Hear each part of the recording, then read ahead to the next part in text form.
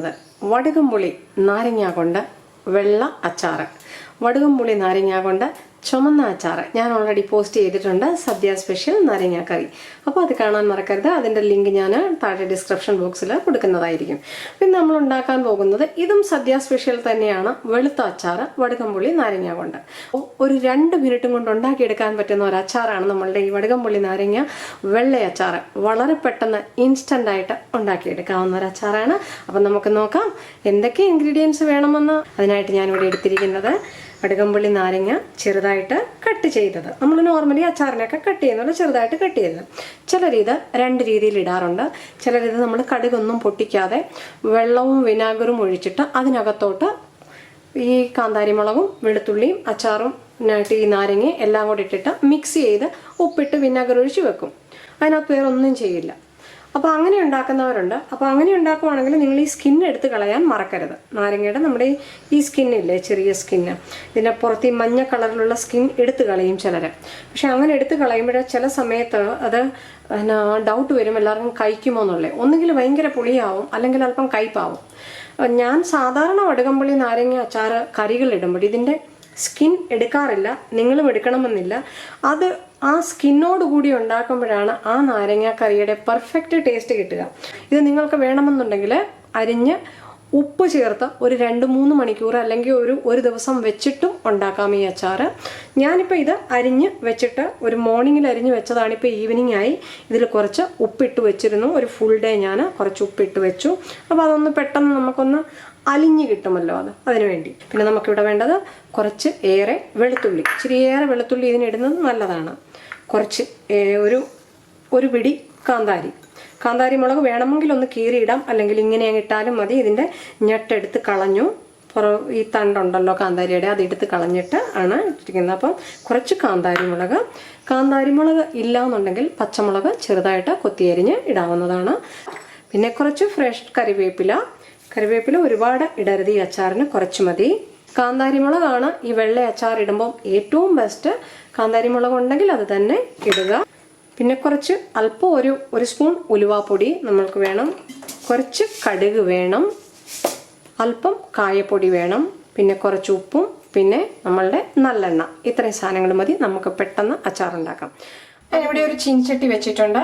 അതിനകത്തോട്ട് ഒരു 2-3 table spoon നല്ലെണ്ണ ഒഴിച്ചു കൊടുക്കുക. നല്ലെണ്ണ ഇവിടെ നല്ലതുപോലെ ചൂടായി കിടക്കുകയാണ്. ചൂടായ എണ്ണയിലോട്ട് ഒരല്പം കടുകിട്ട് പൊട്ടിക്കുക. ഒരുപാട് വേണ്ട, ഒരല്പം. ഈ എണ്ണ നല്ലെണ്ണ ചൂടാകണം. അതിൻ്റെ ഒരു പുക വരണം. എന്നിട്ടേ ഇടാവൂ കേട്ടോ. കടുക് പൊട്ടി വരുമ്പോൾ ഇതിനകത്തോട്ട് നമുക്ക് ഒരല്പം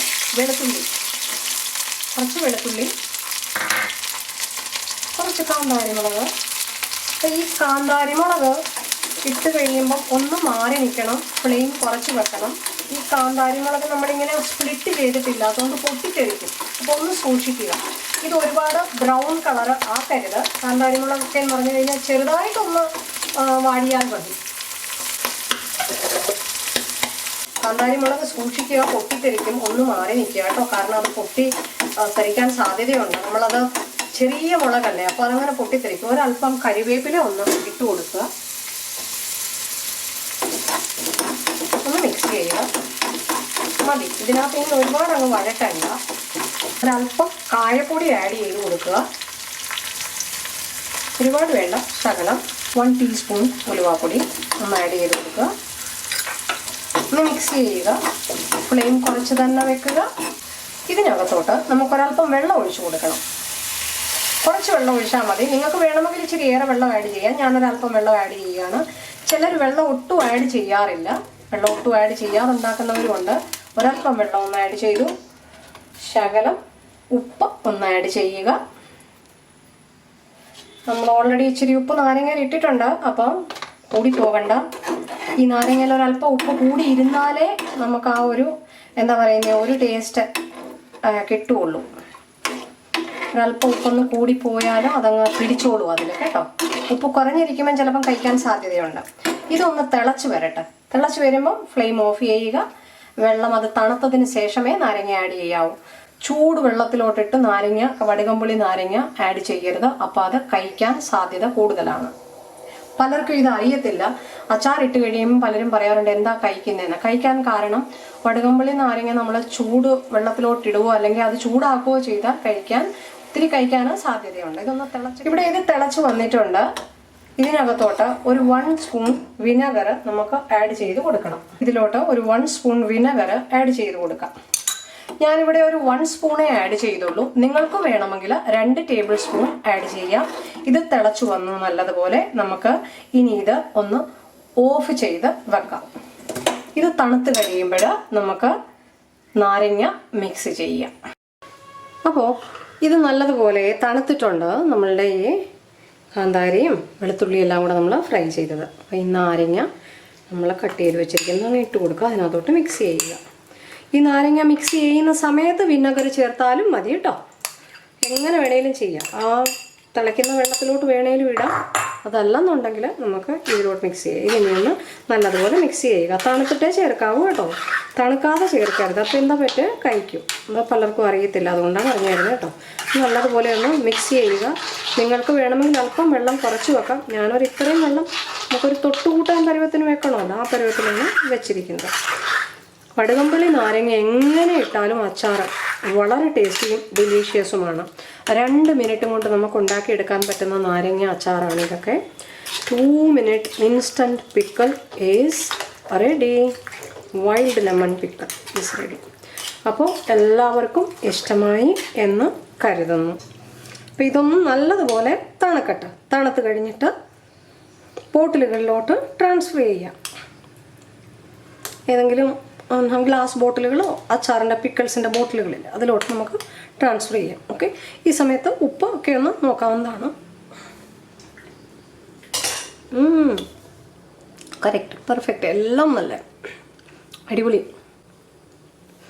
കയ്പില്ല. ഒരു ചെറിയ കയ്പ് വടുകംപുളി നാരങ്ങയ്ക്കുള്ള കയ്പ് എപ്പോഴും കാണും. ഓക്കെ. അപ്പം വളരെ ഈസി ആയിട്ട് ഇൻസ്റ്റൻ്റായിട്ട് 2 minutes കൊണ്ട് നമ്മൾ പിക്കിൾ ഉണ്ടാക്കിയെടുത്തു.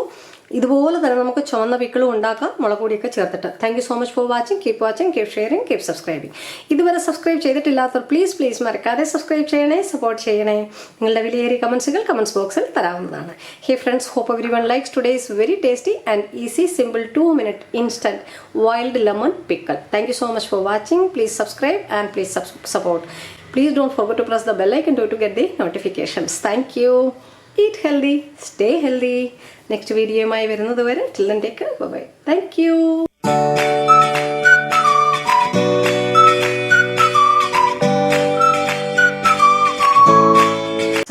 അതുപോലെ ഇന്ന് ഒരു ടിപ്സ് തരാൻ ആഗ്രഹിക്കുന്നത്, ഈ കരിവേപ്പില കണ്ടില്ലേ, ഫ്രഷ് അല്ലേ, നല്ല ഫ്രഷാണ്. ഈ കരിവേപ്പില എത്ര ദിവസമായതാണെന്ന് നിങ്ങൾക്ക് പറയാൻ പറ്റുമോ? ഇത് നല്ല ഫ്രഷ് കരിവേപ്പില, ഒരെണ്ണം പോലും വാടിയിട്ടില്ല, നല്ല ഗ്രീൻ കളറിൽ. ഈ കരിവേപ്പില 1 month കൂടുതലായ കരിവേപ്പിലയാണ്, നല്ല ഫ്രഷ് കരിവേപ്പില.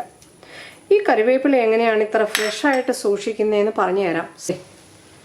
കരിവേപ്പില നല്ല ഫ്രഷ് ആയിട്ടിരിക്കുന്ന കണ്ടോ.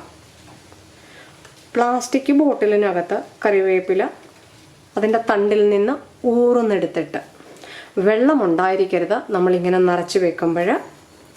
ഒട്ടും ഒരു തുള്ളി പോലും വെള്ളം ഒരിലയിലും ഇല്ലാതെ ഇതിൻ്റെ കംപ്ലീറ്റ് വെള്ളം ഉണക്കിയിട്ട് ആ തണ്ടുകളിൽ നിന്ന് കരിവേപ്പില ഊർന്നെടുക്കണം. നോക്കിക്കേ എന്നാ ഫ്രഷാണെന്ന്. ഇത് 1 മാസത്തിൽ കൂടുതലായ കരിവേപ്പിലയാണ്. അറിഞ്ഞൂടെ, കണ്ട, 1 മാസത്തിൽ കൂടുതലായ കരിവേപ്പില ഇത്രയും ഫ്രഷ് ആയിട്ടിരിക്കുമെന്ന് ആരെങ്കിലും എന്നോടൊന്ന് ബെറ്റ് വെക്കാമെങ്കിൽ ഞാൻ ബെറ്റ് വെക്കുന്നു. പോസിബിൾ അല്ല ഇങ്ങനെ വെച്ചില്ല എന്നുണ്ടെങ്കിൽ. ഞാൻ ഇത് പറയാൻ കാര്യം, നമ്മൾ യൂട്യൂബിൽ പല യൂട്യൂബേഴ്സും അല്ലെങ്കിൽ പല ആളുകളും പല രീതിയിലുള്ള നമുക്ക് ട്രിക്സ് പറഞ്ഞു തരാറുണ്ട്, കരിവേപ്പില എങ്ങനെ ഫ്രഷായിട്ട് വെക്കാമെന്നുള്ളത്. എല്ലാ ട്രിക്കും ട്രൈ ചെയ്തിട്ടുണ്ട്. ഒരാഴ്ച കൂടുതൽ ഫ്രഷായിട്ടിരിക്കില്ല കരിവേപ്പില. ആരെത്ര ട്രിക്ക് പറഞ്ഞു തന്നാലും അത് കഴിയുമ്പം ആ കരിവേപ്പിലയുടെ കളർ മാറാൻ തുടങ്ങും. 2 ആഴ്ച കൊണ്ട് ആ കരിവേപ്പില കറുക്കും. പക്ഷേ ഇത് മോർ ദാൻ 1 month കഴിഞ്ഞ കരിവേപ്പിലയാണ്. നമ്മളിപ്പോൾ പറിച്ച പോലെ തന്നെ ഫ്രഷ് ആയിട്ടിരിക്കുകയാണ്. ഈ ഒരു ട്രിക്ക് ഞാൻ എല്ലാവർക്കും പറഞ്ഞു തരാൻ ആഗ്രഹിച്ചെന്ന് പറഞ്ഞു കഴിഞ്ഞാൽ, നമ്മൾ കരിവേപ്പില ഇല്ലാതെ സിറ്റികളിലൊക്കെ കഴിയുന്ന കുറേ പേരുണ്ട്. അങ്ങനെയുള്ളവർക്ക് ഇതൊരു വലിയ ഉപകാരമായിരിക്കും. ഈ കരിവേപ്പില എവിടെന്നെങ്കിലും കിട്ടുകയാണെങ്കിൽ കഴുകിയെടുക്കാവുന്ന, ഒരുപാട് ഉലയ്ക്കരുത്, ഒന്ന് കഴുകിയെടുക്കുക, കഴുകിയെടുത്തില്ലെങ്കിലും കുഴപ്പമില്ല. വെള്ളം കംപ്ലീറ്റ് ഉണ്ടെങ്കിൽ അത് ഉണക്കിയെടുക്കുക. അതാ തണ്ടിൽ നിന്ന് കംപ്ലീറ്റ് കരിവേപ്പില ഓരോന്നായിട്ട് ഊർന്നെടുക്കുക. എന്നിട്ട് ഉണങ്ങിയ കരിവേപ്പില ഒരു പ്ലാസ്റ്റിക് ബോട്ടിലിനകത്ത് അടിയിൽ കുറച്ച് ന്യൂസ് പേപ്പർ ഇടുക. ടിഷ്യൂ പേപ്പർ അല്ല ഇടണ്ടേ, ആ ട്രിക്കാണ് ഞാൻ പറഞ്ഞു തരുന്നത്. അല്പം ന്യൂസ് പേപ്പർ ഇടുക അടിയിൽ. അത് കഴിഞ്ഞ് കരിവേപ്പില ഫില്ല് ചെയ്യുക, നിറച്ച് ഫില്ല് ചെയ്യുക. അത് കഴിഞ്ഞ് കുറച്ച് ന്യൂസ് പേപ്പർ ഇതിൻ്റെ മുകളിലും വെച്ച് കൊടുക്കുക. എന്നിട്ട് ഇത് അടച്ചു വെക്കുക എയർ ടൈറ്റായിട്ട്. ഇത് 1 മാസത്തിൽ കൂടുതൽ ഇങ്ങനെ ഫ്രഷ് ആയിട്ടിരിക്കും. ഇതിപ്പം ഒരു 1.5 മാസത്തോളം ആകുന്നു ഇങ്ങനെ ഫ്രഷ് ആയിട്ടിരിക്കണേ. അതിൻ്റെ ടേസ്റ്റിനോ മണത്തിനോ ഒന്നും ഒരു വ്യത്യാസം വരില്ല ഇങ്ങനെ വെച്ചാൽ. ഇവിടെ ശ്രദ്ധിക്കേണ്ട കാര്യം, ഈ പേപ്പർ അടിയിലും മുകളിലും ടിഷ്യൂ പേപ്പർ വെക്കാതെ ന്യൂസ് പേപ്പർ വെക്കുക. ഇങ്ങനെ ഈ മുകളിൽ പേപ്പർ നമ്മളിട്ട് അടച്ചിട്ട് അടപ്പടയ്ക്കുമ്പോൾ ഇതിൽ തങ്ങുന്ന മോയ്സ്ചർ എല്ലാം കൂടെ ആ പേപ്പർ വലിച്ചെടുക്കും. ഈർപ്പം ഇലയിൽ തങ്ങില്ല. അതുപോലെ തന്നെ അടിയിലുള്ള ഈർപ്പവും ഈ പേപ്പർ വലിച്ചെടുക്കും, ഇലയിൽ ഈർപ്പം വരില്ല. അതാണ് ഇത്ര ഫ്രഷായിട്ട് ഇരിക്കാൻ കാര്യം. അല്ലെങ്കിൽ നമ്മൾ ഏത് രീതിയിൽ ട്രൈ ചെയ്താലും കരിവേപ്പില ഫ്രഷായിട്ട് ഇരിക്കില്ല ഒരു 1.5 മാസം. ഞാനത് ട്രൈ ചെയ്തിട്ടുള്ളതാണ്. ഇത് നിങ്ങൾക്ക് ഇനി ട്രൈ ചെയ്യാം. ഈ ചെറിയ ട്രിക്സ് എല്ലാവർക്കും ഇഷ്ടമായി എന്ന് കരുതുന്നു.